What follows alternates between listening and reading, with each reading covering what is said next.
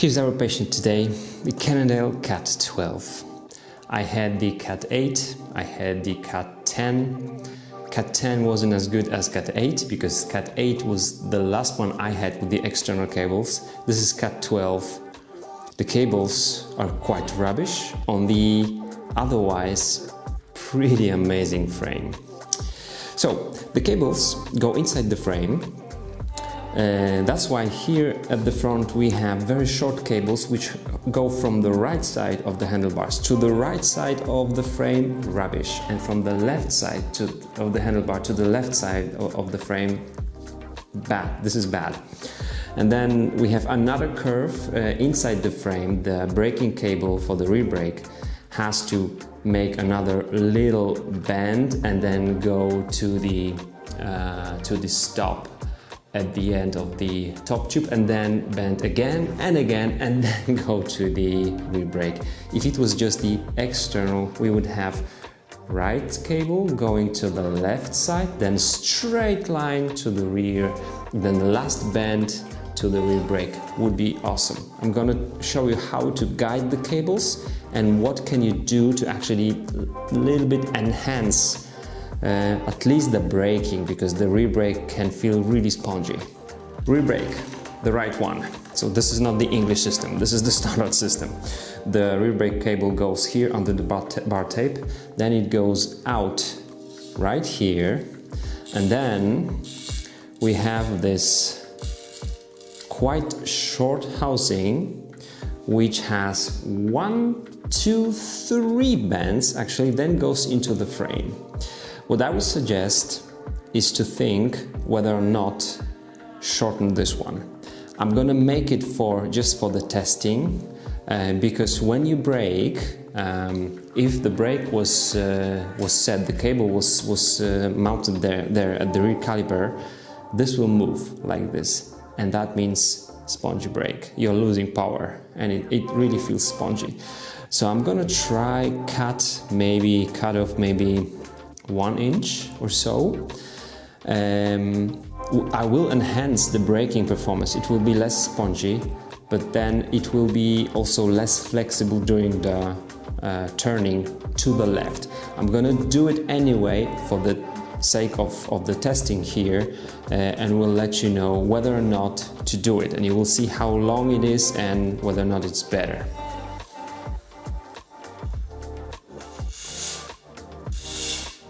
What you can hear is the braking cable rubbing against the frame. Just leave it like this. And then let's see, I know there is no cable here inside, so how much of the cable could I actually cut off? Yeah, I could do with 1 inch. I will try to do 1 inch. And I will also show you something I've noticed with the housings here on this bike, that the inside Teflon, like a tube, which is inside the housing, can be locked, can be closed after cutting the housing in the factory. So what you want to do is something I've showed you many times, and I will do it this time as well. Let's say that much of the original cable will be cut off. And then I'm gonna make sure that this metal part in between the outer layer and the inner layer, if you will, or tube of the housing has no sharp edges. So I'm gonna just cut this one off. And then this Teflon tube must be opened, so that the cable doesn't rub here against anything. You can see that this hole is nice and big for our cable to come in. Let me show you. See? It doesn't touch anything here. This is very important. Done beautifully. Now the cable first, and then the cap, the end cap. Just push it as far as it goes. You can also fix it while braking, when you fix the cable. Now we're going with the cable, coming with the cable into the frame, but first I'm gonna just guide it all the way through. Now what to do right now is this: 1 drop or two drops of an oil. For this purpose I'm using a more dense chain oil, which I'm not using for the chain, by the way. And then you want to have just a very thin film of this oil on the cable. I'm not putting dry cables into the housings. Make sure they are always clean. Then let's guide it.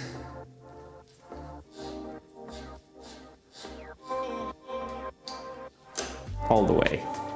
There is no special part in the frame here. It's actually just a hole with a cable stop. Make sure the end of the cable is not frayed, so that it will go nicely through the top tube.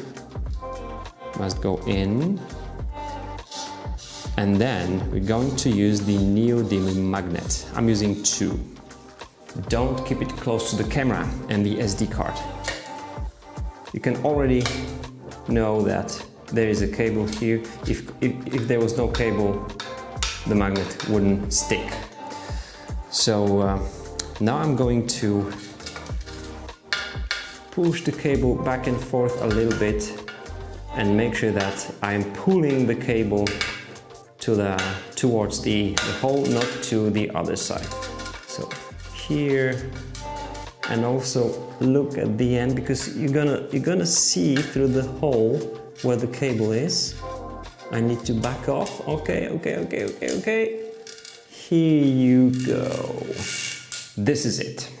Then we've got this last part of the housing. Also make sure that the factory housing has nice ends, open ends, because these were not opened, and I've cut also about 1 inch off this one, because let me show you how it goes. First, don't forget about this little cap, because the cap goes here into the frame like that.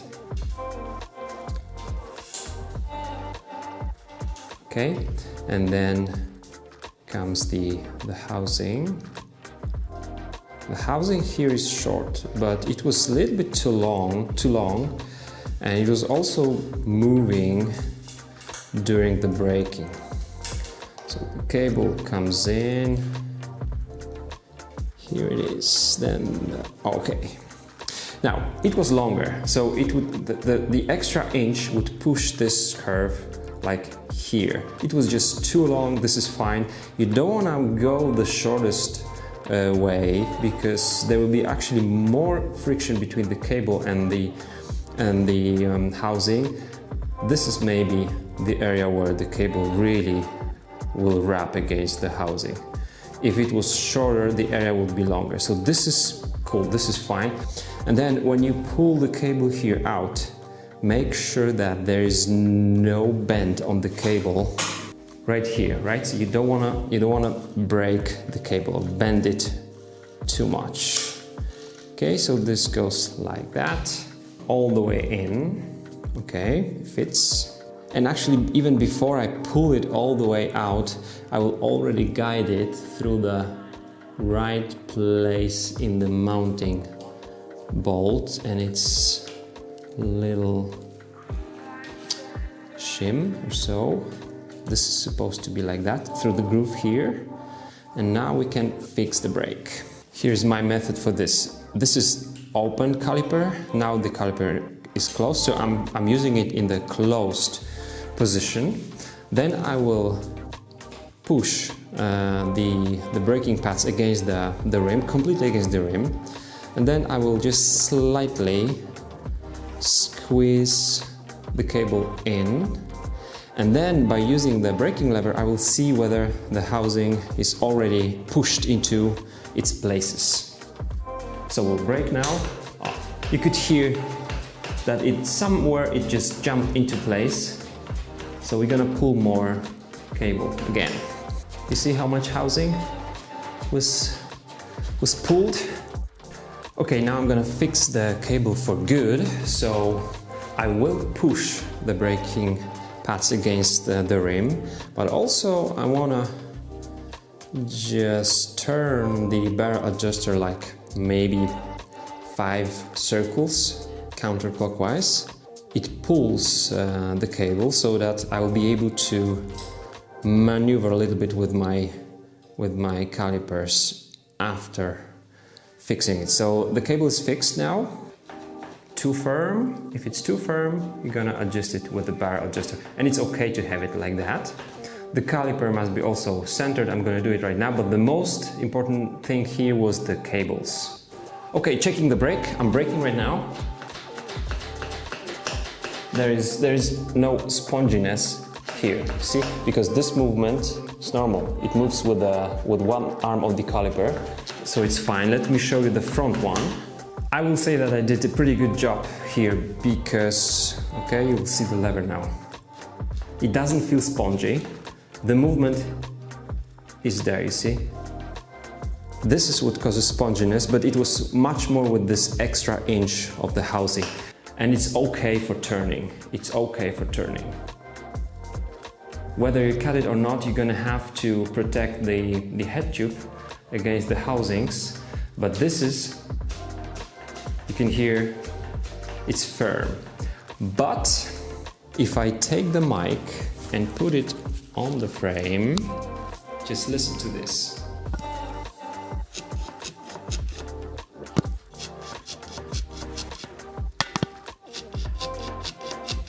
And this means internal cable routing, rubbish, marketing rubbish. One bend, 1, 2, 3, 4. You see, 1, 2, and then 3, 4. This is what causes the sound, but I would say the brake now is pretty good. It's firm, it's fine. You can raise the world champs on this one. And then we have the shifting cables.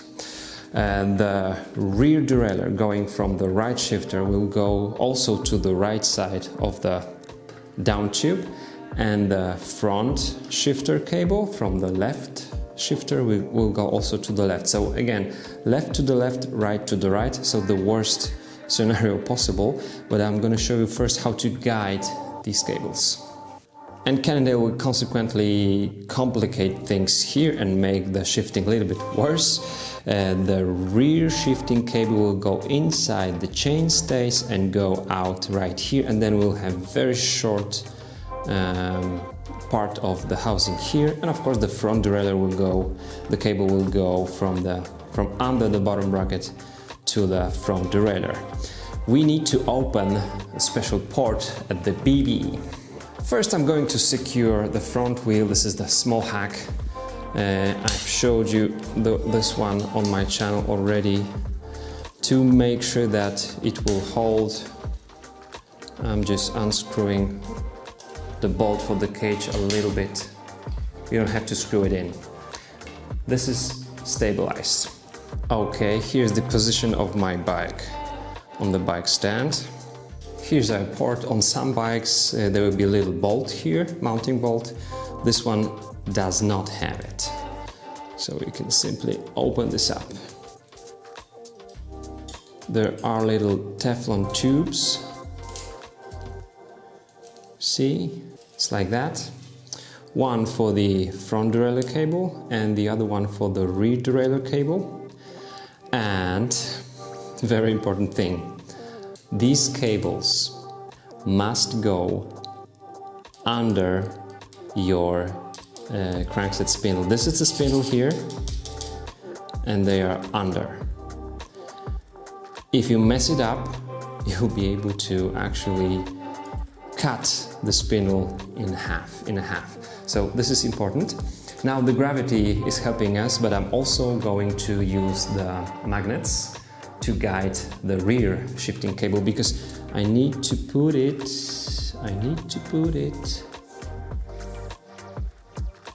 inside this tube. I will cut this one. It is too long. It is definitely too long. I'm gonna use, I think, half of this tube maybe. Okay, this tube goes almost to the hole, to the port. Let's call it like that, in the down tube. but almost, it doesn't reach it. So you're not gonna be able to guide the cable easily through this, and there will be more rattling, most likely because of this, and there will be more friction. I'm gonna cut it in half, I would say.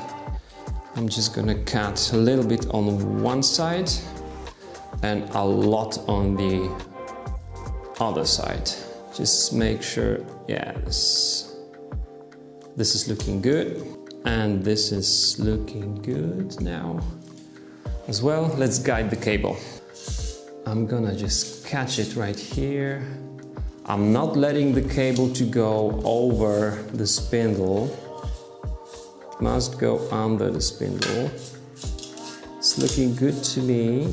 I'm doing this so that you can see everything. Normally I would have the down tube quite vertically so that the cable will just go out here by gravity, but my magnet will do the job. Okay, we've got it.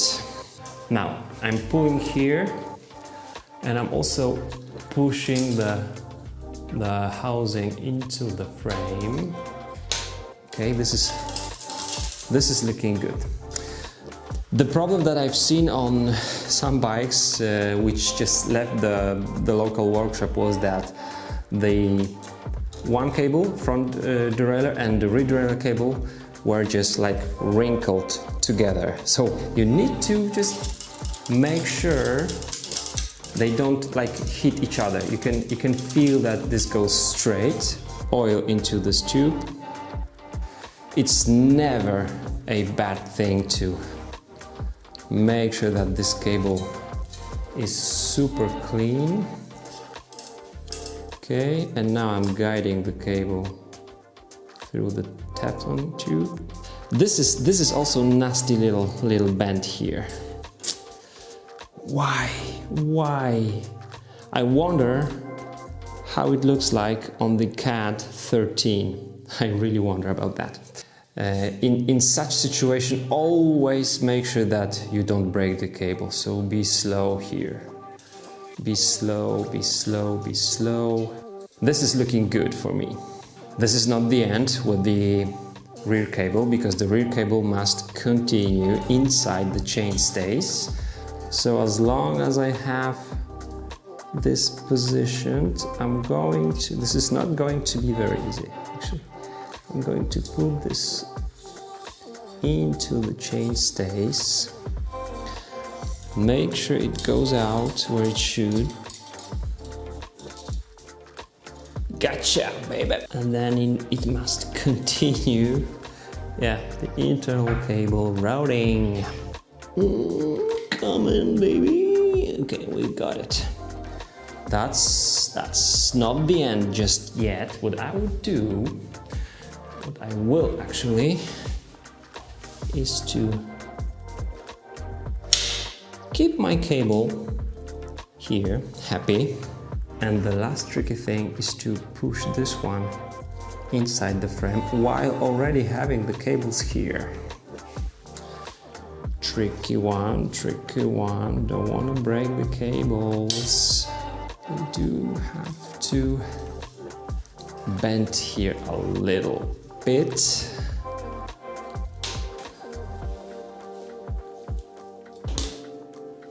Okay, this is in place, but one of my cables isn't. I need to fix that right now. Okay, sits nicely. This one has to go straight up, and this one also. No, how do we call it? Like, all right. As you can see, the internal cable routing forces the cable to go in the S shapes in a couple of places even.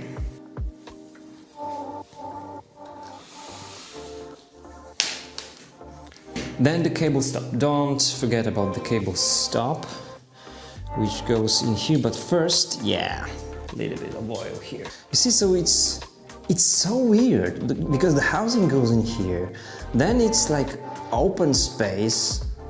The mud will get inside the. I don't know. I was talking to the guys from Cannondale telling me how many hours the computer was designing, was like reprogramming the shape of this super lightweight aluminum frame, making such an expensive and high-end frame, and then doing such a rubbish work with the cables, which makes the bike brake worse and shift worse. You don't feel the weight as much as you feel the braking and shifting. The cable is too short. Oh shoot.